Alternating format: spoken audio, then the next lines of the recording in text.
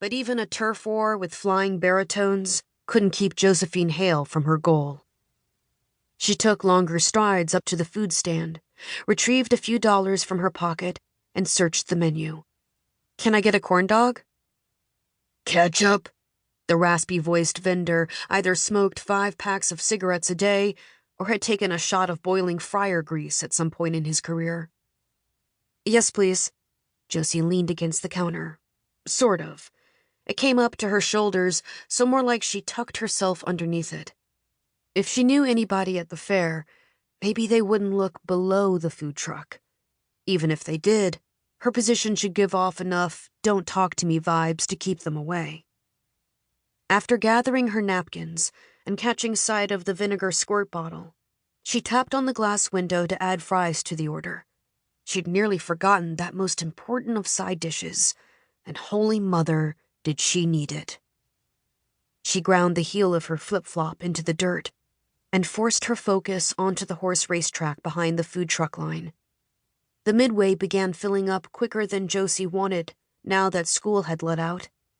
She willed the raspy man to fry a little faster. The longer she stood with nothing to do but wait on her food, the more she recognized faces.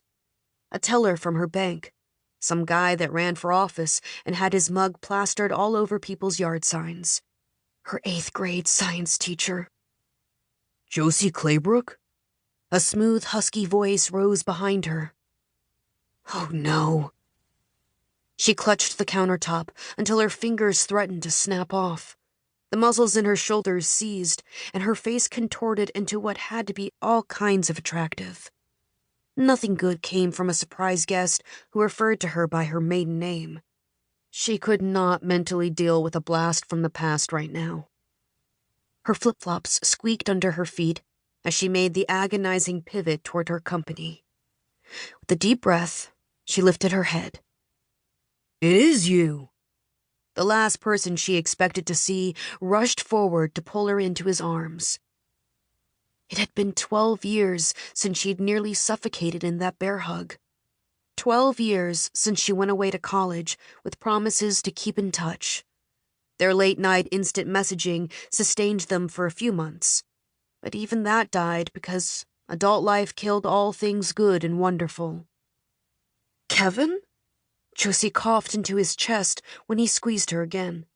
She sucked in her stomach as much as physically possible, trying not to make the pregnancy announcement that already felt like a neon exclamation point over her head. Kevin smelled exactly the way she remembered, triggering a montage of flashbacks, cruising in circles around town, climbing onto the roof to listen to music, toilet papering their enemies' houses on Saturday nights. He'd been her best friend once. The first guy she danced with at a school function. The one who'd call her at midnight, just because he couldn't wait to tell her about a movie he watched. One of the few people who ever knew her deepest, darkest crush. "You look great." He released her to reveal the same goofball smile he'd given her during 6th period chemistry, when the teacher made them select project partners.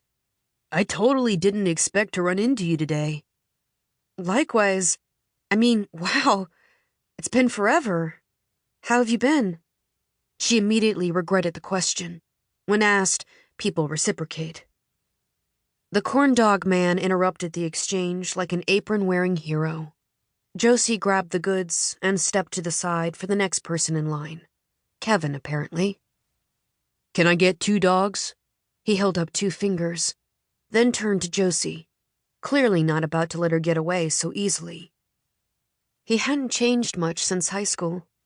He had cut his sandy curls shorter, though he still had to shake them out of his face. His shoulders had broadened. He stood a full 1.5 feet taller than her, but had now gained a bit of muscle definition to go with it.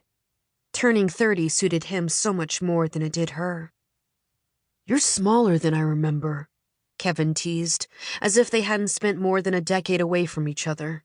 He used to love setting his lunch tray on top of her head in the cafeteria, or squishing her up against the bus window to use her as a pillow on field trips.